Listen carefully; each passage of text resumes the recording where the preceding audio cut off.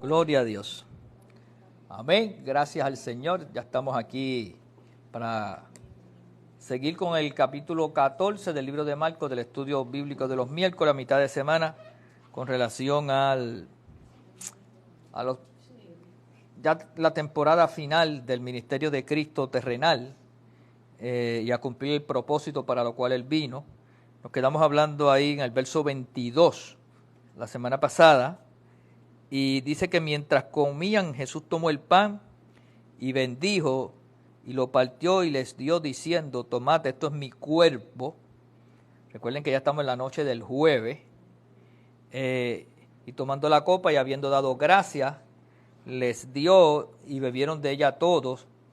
Y les dijo: esto es mi sangre del nuevo pacto, que por muchos es derramada. De cierto os digo que no beberé más del fruto de la vid hasta aquel día en que lo beba nuevo en el reino del Señor. Vamos a desmenuzar algunas cosas aquí importantes.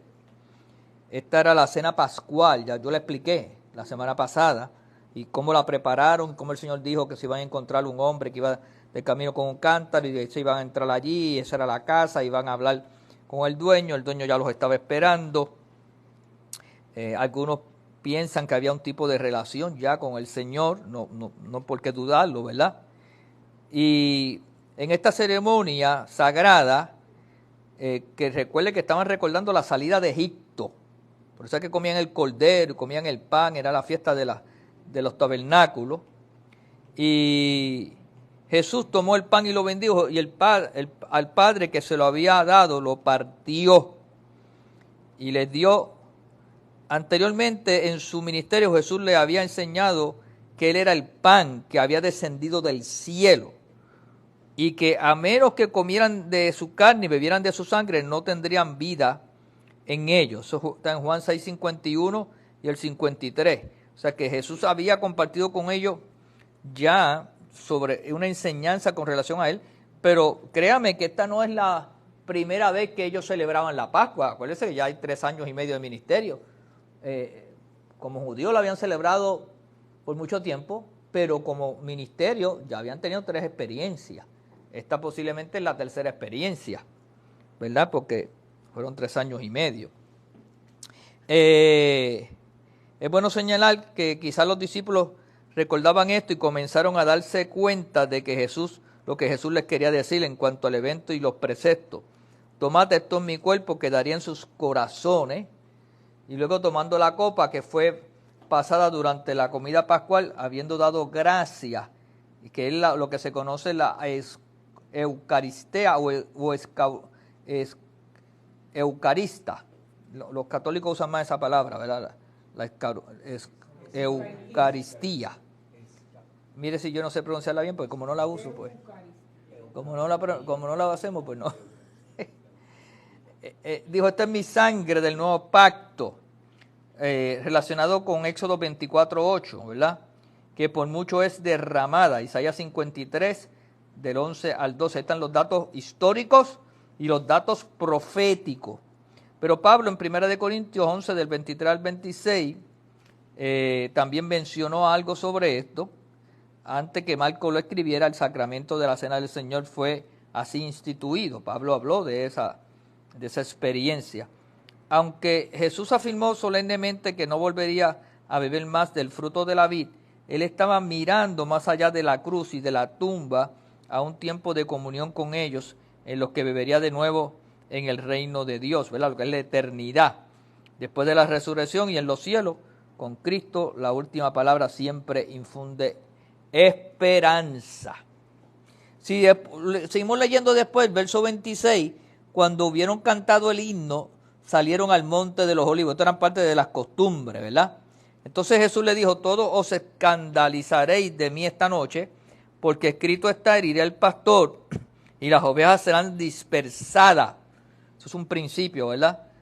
Tú hieres a un líder, a una cabecilla, pues los demás se van a dispersar. Pero después que haya resucitado, iré delante de vosotros a Galilea. Jesús señala lo que le va a pasar, lo está anticipando en el don de ciencia, le está diciendo lo que va a ocurrir, pero le está diciendo: yo voy a resucitar y entonces iré delante de vosotros a Galilea. En otras palabras, en Galilea nos vamos a encontrar.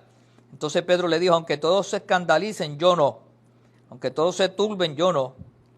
Y le dijo Jesús, de cierto te digo que tú hoy, en esta noche, antes que el gallo haya cantado 2 veces, me negarás 3 veces. Mas él con mayor insistencia decía, si me fuere necesario morir contigo, no te negaré.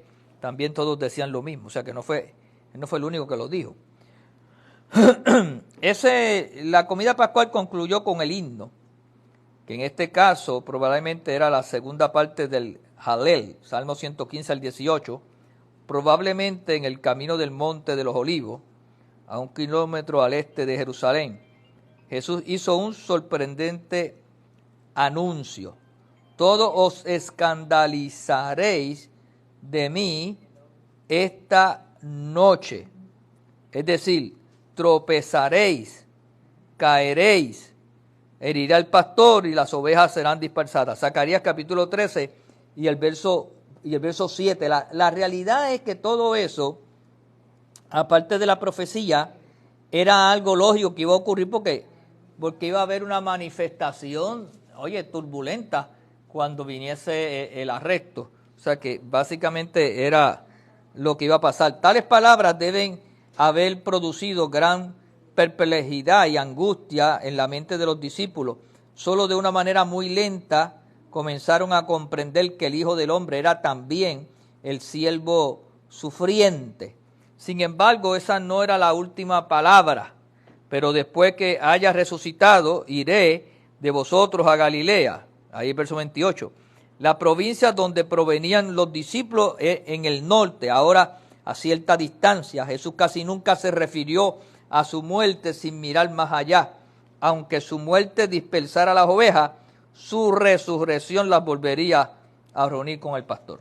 O sea, iba a haber un daño en términos de lo terrible que era esa experiencia. Pero también había una esperanza. Ya para nosotros esa esperanza es total y absoluta. O sea, eso no está en controversia, ¿verdad? Todavía hay gente que dramatiza esto tan personal, que quieren atribuirse. Yo voy a los otros días en la radio, no una radio cristiana, una radio secular, a una persona decir, si Cristo sufrió y vivió la pasión y la muerte, nosotros no somos quienes para no sufrir también. Y el único sufrimiento que tú puedes tener, si alguno, es por causa del Evangelio. Pero yo no tengo que, ¿sabes? Dios no necesita que yo sufra, porque para empezar yo no voy a redimir a nadie. ¿Sabes? Cualquier sufrimiento que yo tenga por cualquier experiencia de la tierra, eso no tiene que ver nada con la salvación de nadie. Eso no podemos compararnos ni con el sufrimiento de Cristo, ni tampoco utilizarlo para decir como un consuelo. Es que no tiene que ver una cosa con la otra. Es más, usted debe borrar la mente esa de sufrir. Porque si algo han dicho bien nuestros hermanos por ahí, pare de sufrir. O sea, nosotros no podemos venderle al mensaje de la iglesia como el mensaje del sufrimiento. Basado en que si yo sufro soy igual a Cristo. Eso no tiene que ver una cosa con la otra. De hecho, ya hay un verso en Corintios que dice que Él se hizo pobre y cargó todo para que tú y yo no tuviéramos que vivir en pobreza ni en miseria, ¿sabes? Y eso es un principio bíblico, ¿verdad? Pero se los digo porque a veces la gente quiere usar estos versos y quieren compararse, y a veces alguna situación que ellos están pasando, pues si Cristo sufrió, ¿por qué no? No nos metamos en esa, porque una cosa no tiene que ver con la otra. Jesús jamás estaba desprevenido.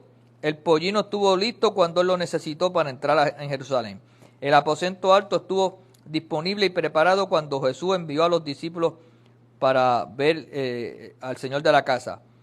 Judas y los principales sacerdotes no tomaron a Jesús por sorpresa, por muy amarga que fuera la desilusión causada por el desbando de los discípulos y la negación de Pedro, no fueron una sorpresa para Jesús. O sea, Jesús sabía.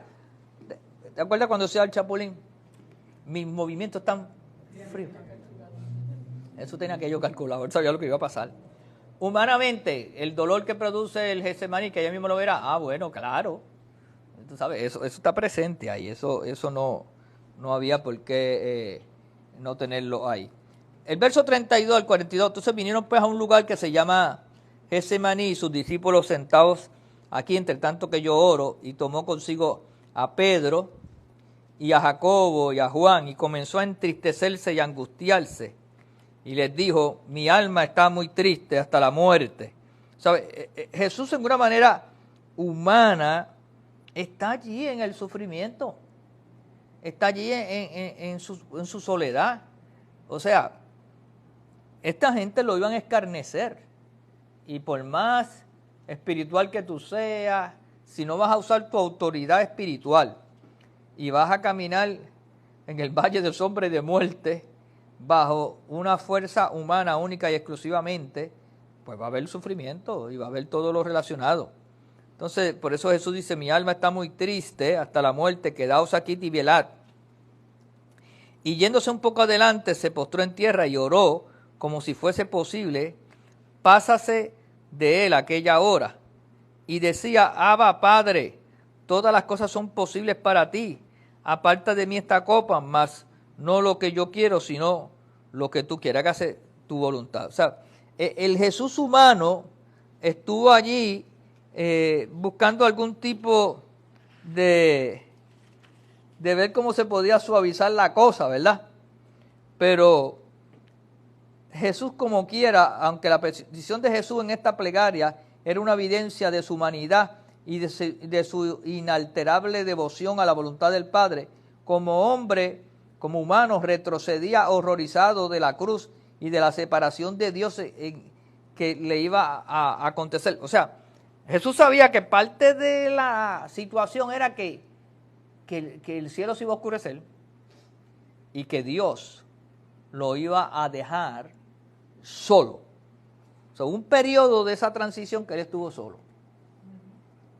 Y que el escarnio, la burla y el ataque de las tinieblas se iba a hacer presente. Y tenía que vencerlo con su propia mente. Ni siquiera autoridad espiritual, con su propia mente.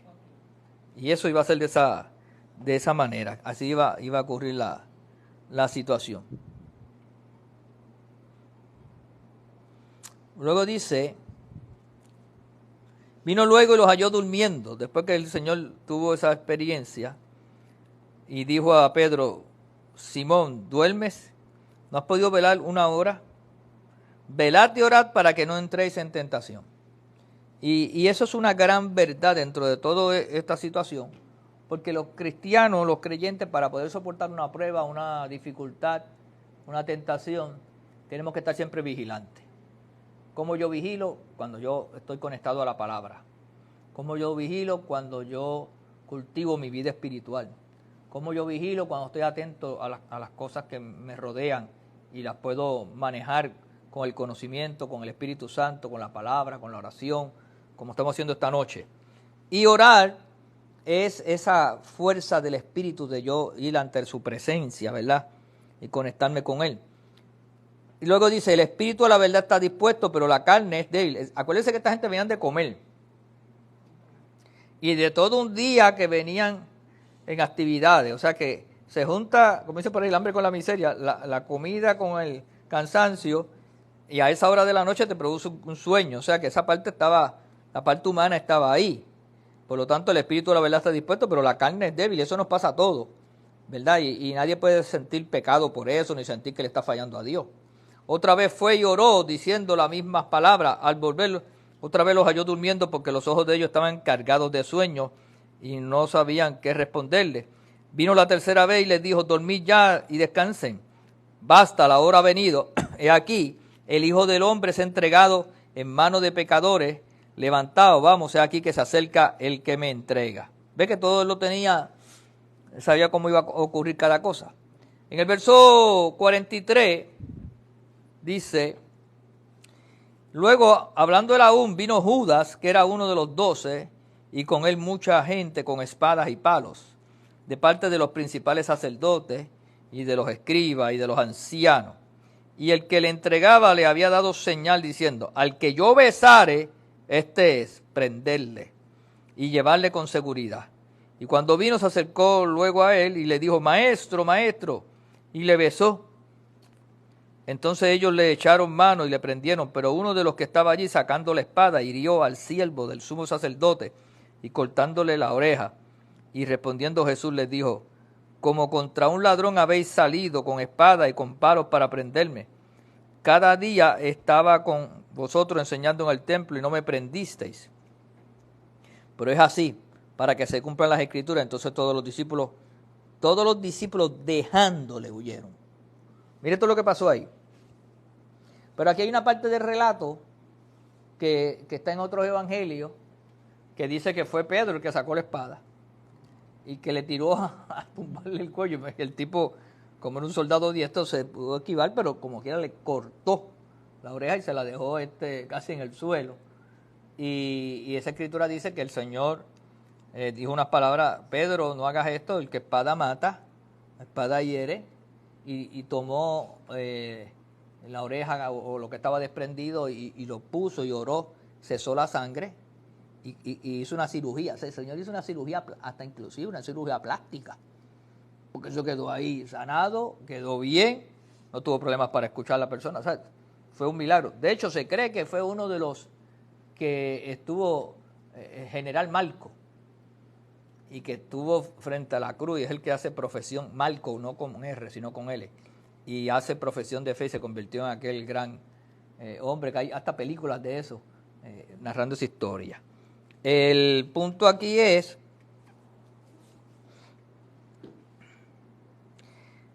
el traidor, que era uno de los 12, sabía en dónde estaba el maestro y debe haber esperado que los discípulos se hallaran durmiendo.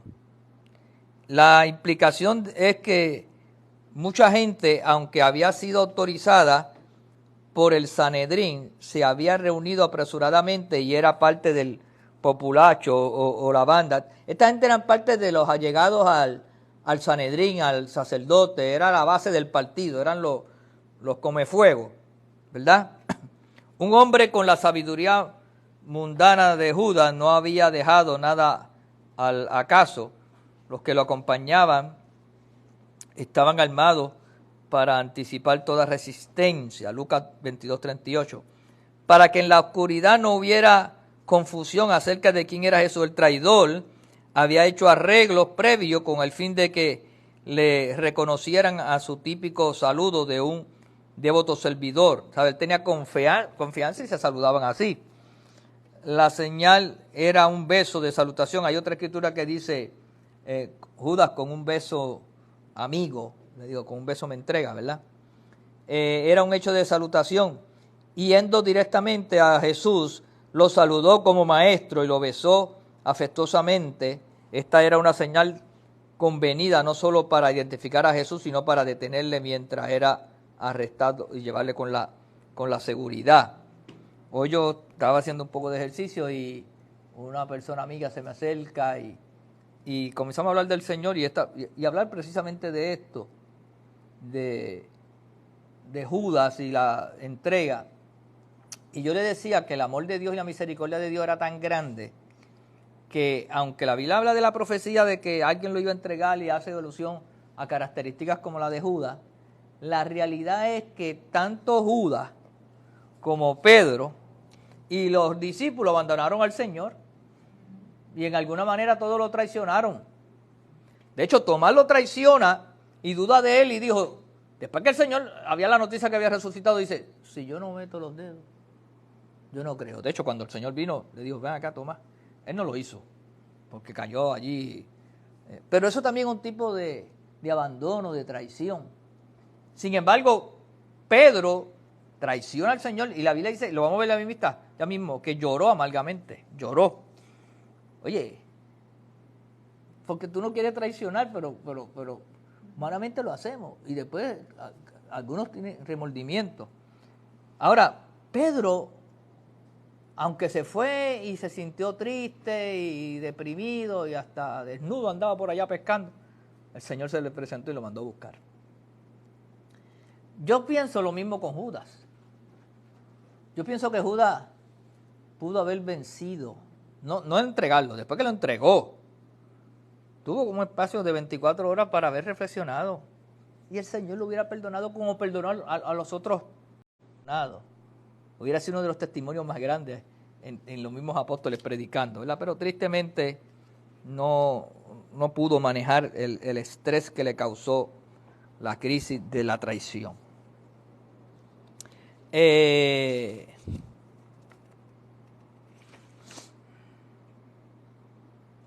En el último fútil gesto del disgusto desequilibrado y con ira, uno de los que estaba allí sacando la espada hirió al siervo del sumo sacerdote cortándole la oreja. Fue afortunado para Pedro y para su víctima que el esclavo llamado Malco, eso está en Juan 18:10, evidentemente había bajado la cabeza dejándole expuesta solamente la oreja. En una protesta contra la ilegalidad de su arresto, Jesús confrontó la turba con una pregunta de las que los hizo titubear. Juan 18:6. ¿Cómo a un ladrón habéis salido con espada y con palos a prenderme? Él les recordó que día tras día les había enseñado en el templo. ¿Por qué no lo habían prendido ante sí? La causa de ello era justa. Porque no era justa. Este era un juicio injusto. Esta era una situación vergonzosa. Es una situación detestable, ¿verdad? Pero se unieron estas fuerzas, como a veces ocurre, para llevar este arresto. Si usted lee ahí el verso 51 y 52, está como algo que está insertado y tú dices, ¿por qué rayos está esto aquí? Pues dice, pero cierto joven le seguía, cubierto el cuerpo con una sábana, y le prendieron, mas él dejando la sábana huyó desnudo. Huir desnudo es que para ellos, cuando tú te arrancan la ropa de la superficie, si tú estás en camisilla o estás en una bata que tengas debajo, eso es como estar desnudo, porque no se usaba para estar en público, ¿verdad? Aunque tuviera camisilla, tuviera lo que fuera.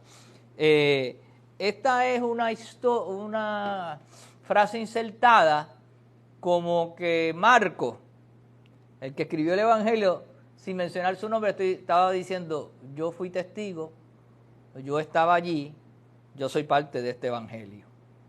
Y entonces se cree que ese joven, cubierto el cuerpo con una sábana, era el mismo escritor Marco, como dejando su escrito, su firma, yo soy parte de esta historia. Jesús ante el concilio, trajeron pues a Jesús al sumo sacerdote y se reunieron todos los principales sacerdotes y los ancianos y los escribas.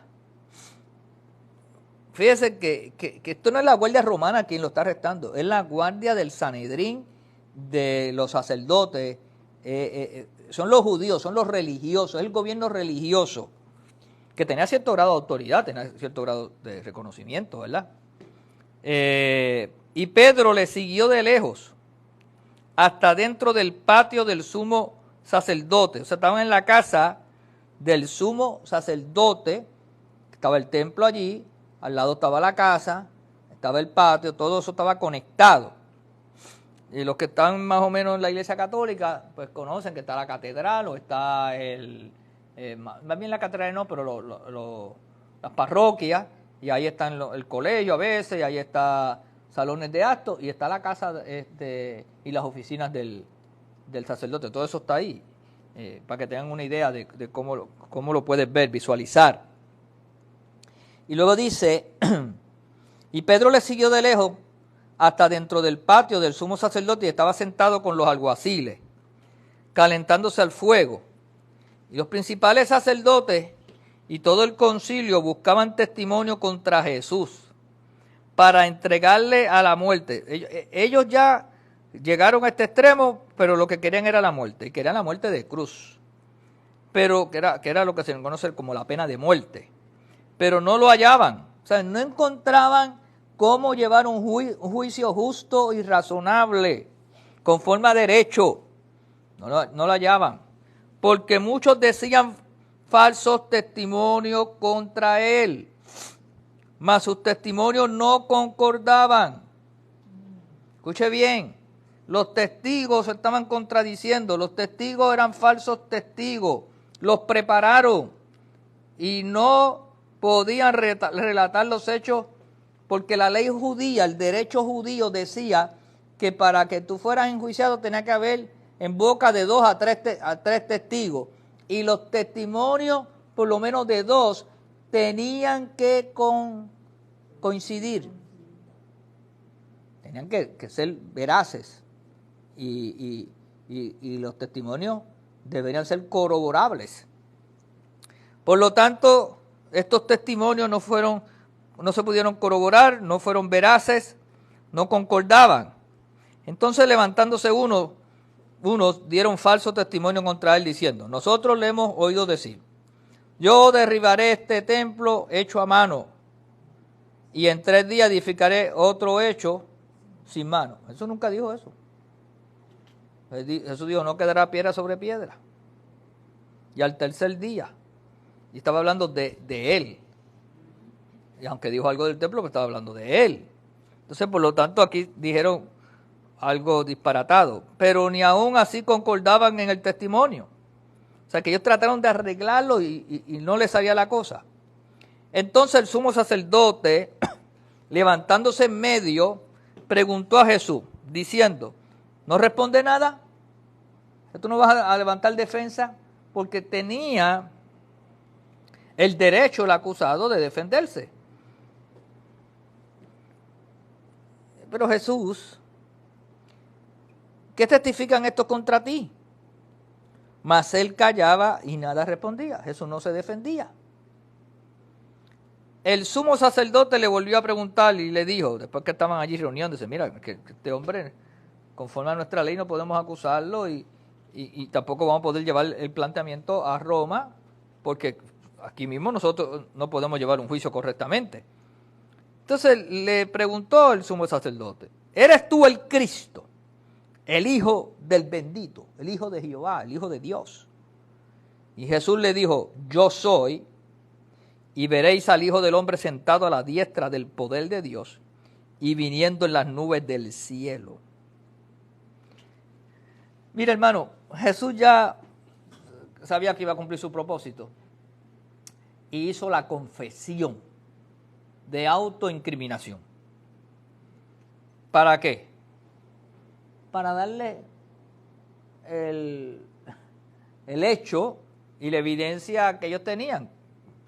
Por eso es que cuando usted ve que Jesús hace esta expresión, en ese momento, entonces el sumo sacerdote rasgando su vestidura, que eso significa un acto de desaprobación, de molestia, de disgusto, dijo, ¿qué más necesidad tenemos de testigo? ¿Habéis oído la blasfemia? ¿Qué os parece? Diciendo, él se autoincriminó, él aceptó su culpa, él lo ha dicho, y algunos comenzaron a escupirle, y todos ellos le condenaron, declarándole ser digno de muerte, y algunos comenzaron a escupirle y a cubrirle el rostro y a darle puñetazos y a decirle profetiza, y los alguaciles le daban de bofetadas. O sea, alteraron todo el proceso al final. Tenían el testimonio, pero se supone que no fuera así. Pero ellos comenzaron seguida, ellos hicieron todo, la sentencia, todo, violaron todo el debido proceso de ley, violaron todo el derecho que le asistía al acusado en aquellos entonces. Déjenme enumerarle algunas de esas cosas para que lo vean. Se ha notado, mire, repetidas veces que el Sanedrín infringió sus propias leyes de procedimiento en este juicio, procedimiento criminal, y condenación preliminar. Se han sumado como 14 violaciones. No se permitía al consejo reunirse por la noche, y el juicio estaba haciendo de noche. Ni en el día de fiesta, y lo estaban haciendo el día de fiesta. Si un acusado era condenado a muerte, el castigo no podía realizarse hasta que hubiera transcurrido la noche. Cada miembro de la corte debía votar individualmente, y allí no hubo ni votación. Pero Jesús aparentemente fue sentenciado por la acción del grupo, ¿verdad? Evidentemente fueron los miembros del Sanedrín los que estuvieron comprometidos con los inexcusables abusos y ridículos que siguieron el proceso, alteraron todo el proceso, todo el debido proceso de ley. Entonces entregaron a Jesús a los oficiales de la guardia, que le recibieron a bofetadas, que tampoco podían haberlo hecho. Por lo tanto, se cumple la escritura de Juan 1:11, que Jesús dijo: a los suyos vino y los suyos no le recibieron. O sea que esta gente alteraron su propio proceso, alteraron todo y cayeron en ese acto vil, ¿verdad? Pero ya estaban cansados, ya querían procesar y rompieron con todas las reglas. Entonces Pedro, abajo en el patio, vino una de las criadas del sumo sacerdote, y cuando vio a Pedro que se calentaba mirando, le dijo: hey, lo reconoció, tú también estabas con Jesús el Nazareno. Aquella mujer había seguido al Señor y había visto a Pedro como protagonista. Mas él negó, diciendo: no le conozco, ni sé lo que dices. Y salió a la entrada y cantó el gallo. Y la criada, viéndolo otra vez, comenzó a decir a los que estaban allí: este es de ellos. Y parece que a Pedro se le pusieron los nervios nerviosos. Dijo: aquí me van. Si al Señor le están haciendo lo que le están haciendo a mí, olvídate. Pero él negó otra vez, y poco después los que estaban allí dijeron otra vez a Pedro: verdaderamente tú eres de ellos, porque eres Galileo, y tu manera de hablarle es semejante a la de ellos. Ya se había corrido una manera de cómo eran los que seguían a Jesús. Entonces él comenzó a maldecir y a jurar: no conozco a este hombre de quien habláis. Y el gallo cantó la segunda vez. Entonces Pedro se acordó de las palabras que Jesús le había dicho: antes que el gallo cante 2 veces, me negarás 3 veces. Y pensando en esto lloraba.